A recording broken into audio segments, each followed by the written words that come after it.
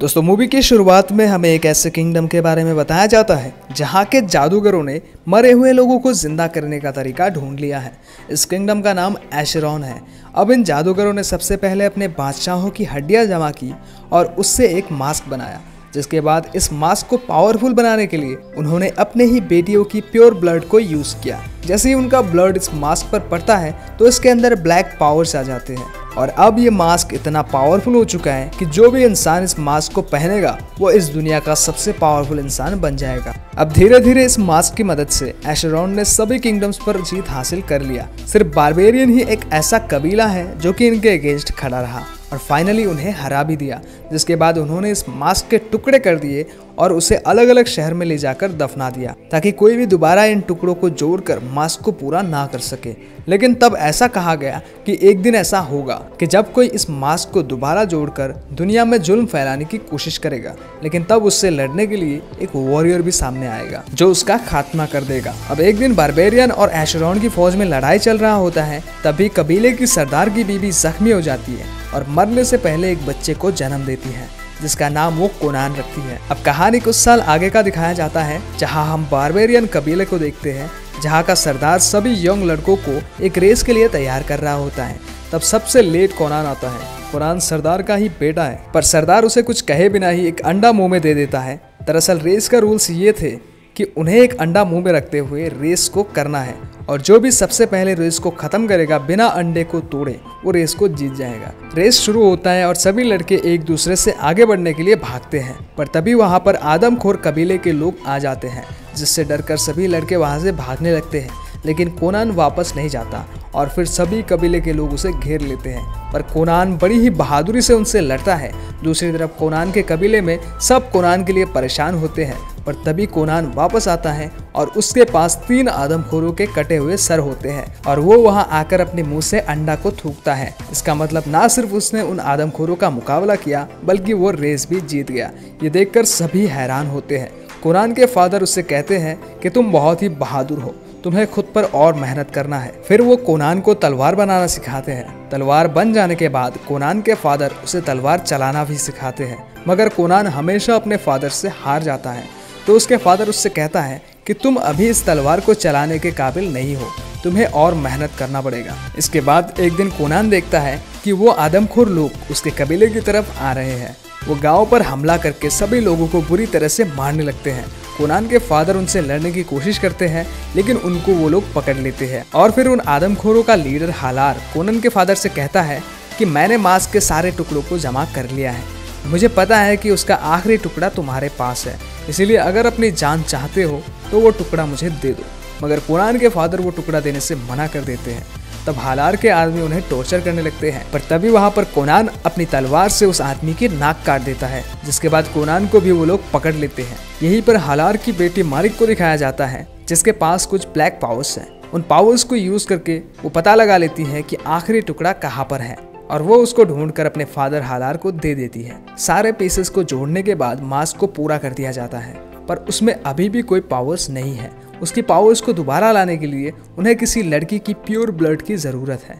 अब ये लोग कोनान के फादर के ऊपर लावा छोड़ जाते हैं। जब कोनान उन्हें छुड़ाने की कोशिश करता है तो वो लावा उसके ऊपर गिरने लगता है। तब कोनान के फादर उससे कहते हैं कि तुम इसे छोड़ दो, तुम खुद को भी जख्मी कर रहे हो, बस याद रखना कि तुम्हें एक बहुत बड़ा वॉरियर बनना है।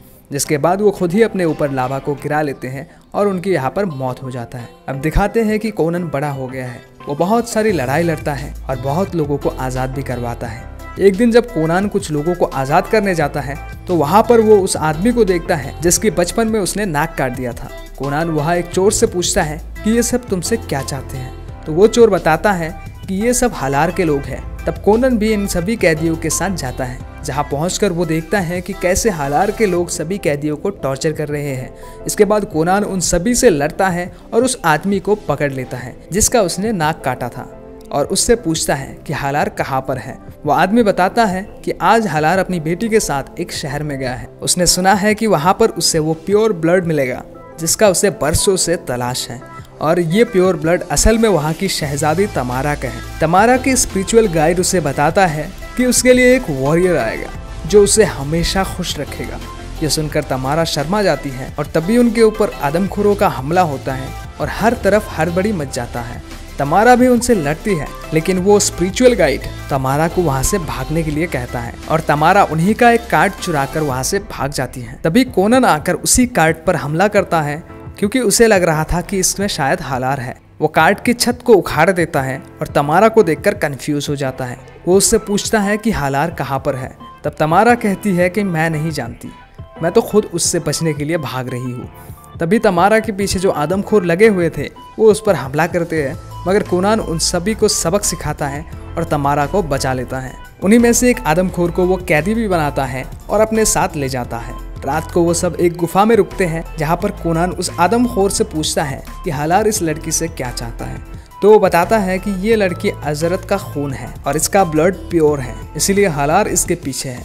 तुम इस लड़की को मेरे हवाले कर दो तो मैं हालार से तुम्हें मोटी रकम दिलवा सकता हूँ। अगले दिन कोनान उस आदमखोर को बांधकर दूर फेंक देता है, जिससे कि वो सीधा हालार के टेंट में जाकर गिरता है। उसके मुंह में एक कपड़ा था जिसमें कोनान ने हालार के लिए एक मैसेज लिखा था कि अगर तुम्हें ये लड़की चाहिए तो आकर मुझसे मिलो। इसके बाद कोनान हालार का इंतजार करता है और वो अपनी बेटी मारिक के साथ वहाँ पर आ जाता है। हालार कोनान को पैसा देने की बात करता है तो कोनान कहता है कि मुझे पैसा नहीं, तुम्हारा सर चाहिए। अब मारिक अपने पावर्स से वहाँ पर रेत के मॉन्स्टर्स बना देती है जो कोनान पर हमला करते हैं, पर कोनान उन सब को ख़त्म कर देता है। जिसके बाद हालार और कोनान में फाइट शुरू हो जाता है, पर तभी मारिक अपने हथियार से कोनान को जख्मी कर देती है, जिसकी वजह से वो वहाँ पर आग लगाकर भागने की कोशिश करता है और किसी तरह से वहाँ से बचकर भाग के अपने एक दोस्त के पास आ जाते हैं, जिसके पास एक शिप है और वो सब उस शिप के जरिए वहाँ से निकल जाते हैं। दूसरी तरफ मारिक अपनी पावर्स से इनके बारे में पता लगा लेती है, जिसके बाद वो अपने कुछ आदमियों को उनसे लड़ने के लिए भेजती है। इनकी लड़ाई काफ़ी देर तक चलता है, पर सब किसी तरह से उन सभी को मार देते हैं। जिसके बाद कोनान अकेला ही हालार को मारने के लिए निकल जाता है, पर वो अपने साथ अपना मैप लेना भूल जाता है। तब तमारा उसे मैप देने जाती है, जहाँ रात होने की वजह से दोनों एक गुफा में रुकते हैं और उसी बीच ये दोनों काफ़ी क्लोज भी आ जाते हैं। सुबह तमारा जब गुफा से बाहर निकलती है तो मारिक उस पर अटैक करती है और उसे अपने साथ ले जाती है। जब कोनान तमारा को ढूंढ रहा होता है तो उसे वहाँ से मारिक का एक नेल मिलता है, जिससे वो समझ जाता है कि मारिक ने तमारा को किडनैप किया है और अब कोनान हालार को ढूंढने के लिए निकल पड़ता है। रास्ते में उसे वही चोर मिलता है जिसकी उसने जान बचाया था और उस चोर की मदद से कोनान एक किले के अंदर आ जाते हैं, जहाँ पर बहुत सारे स्केलेटन और पानी होता है। तभी वहाँ पर एक बहुत बड़ा मॉन्स्टर जाग जाता है जो कि उन पर अटैक करता है, पर कोनान किसी तरह से उसको भी हरा देता है और उसे मार देता है। उधर हालार को पता चल जाता है कि कुछ तो गड़बड़ है, इसलिए वो तमारा को लेकर एक काली गुफा में चला जाता है, जहाँ वो तमारा को बांधकर उसका खून उस मास्क पर लगाता है। असल में वो ये सब इसीलिए कर रहा था क्योंकि वो अपनी मरी हुई वाइफ को जिंदा करना चाहता है, जो कि एक विच थी। रिचुअल पूरा होने के बाद हालार उस मास्क को पहन लेता है। वो तमारा की बॉडी में ही अपनी वाइफ को वापस लाना चाहता है, लेकिन तभी वहाँ पर कोनान आ जाता है और वो हालार को रोकने की कोशिश करता है। अब तमारा जिस व्हील के ऊपर बंधी हुई थी वो गिरता हुआ एक जगह अटक जाता है और कोनान आकर उसकी चेन्स को तोड़कर उसे व्हील से आज़ाद कर देता है। तभी मारिक तमारा पर हमला करती है, पर कोनान उसे बचाने आगे आता है और इन दोनों की फाइट में मारिक की मौत हो जाती है। उधर हालार अपने रिचुअल को पूरा करने में बिजी था। तभी भागते हुए पुल टूट जाता है और तमारा नीचे गिरने वाली होती है, पर कोनान उसे पकड़ लेती है। तमारा कोनान से कहती है कि उसे मर जाने दे, क्योंकि अगर हालार का रिचुअल पूरा हो गया तो उसकी वाइफ मुझ में जिंदा हो जाएगी। उसी वक्त हालार वहाँ पर आ जाता है और वो कोनान से कहता है कि एक दिन तुम अपने बाप को भी ऐसे ही बचाने की कोशिश कर रहे थे, पर मैंने उससे मार दिया था और आज भी तुम इस लड़की को मुझसे नहीं बचा पाओगे। ये सुनकर कोनान को बहुत ज़्यादा गुस्सा आता है और कोनान किसी तरह से धकेलकर हालार को नीचे खाई में फेंक देता है, जिससे कि वो वहीं पर मारा जाता है और इस तरह से तमारा पर भी जादू का असर खत्म हो जाता है। जिसके बाद वो अपनी अपनी जान बचाकर वहाँ से निकल जाते हैं। मूवी की लास्ट सीन में हम देखते हैं कि कोनान तमारा को अपने किंगडम छोड़ आता है और खुद अपने कबीले में वापस चला जाता है कि वो आने वाले हर मुसीबत का सामना बहादुरी से करेगा। और इसी के साथ ये मूवी यहीं पर ख़त्म हो जाता है। दोस्तों वीडियो अच्छा लगे तो वीडियो को प्लीज़ लाइक कर देना और ऐसी और मूवी एक्सप्लेनेशन वीडियोज़ के लिए हमारे इस चैनल को सब्सक्राइब कर लेना। Thanks for watching.